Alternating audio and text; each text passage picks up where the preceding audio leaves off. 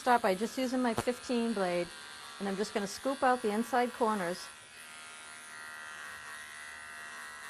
Just a little bit over the bridge of his nose, and I'm not going to cut into this stop at all. So you don't want to turn your clipper around. You don't want to cut in between the eyes like you would on a poodle. Stop, stop. And then what I usually do is I just use the edge of my clipper, and I just kind of clean out just that little pocket on the underside of the eye. So I'm just going to kind of skim, stop, to the back corner of the eye, to the outside corner of the eye. And what that does is that kind of, it takes off the hair underneath here, it sets the eyes back into the dog's head. You don't want them to be bulging, protruding eyes. So by just cleaning out that little bit, it really kind of sets the eyes in.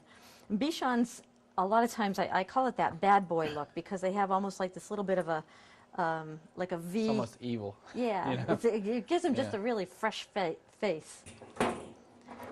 So what I usually do is I start by, from the center of the bridge of the nose, I'm going to angle this back to the outside corner of the eye, and then same thing on this side.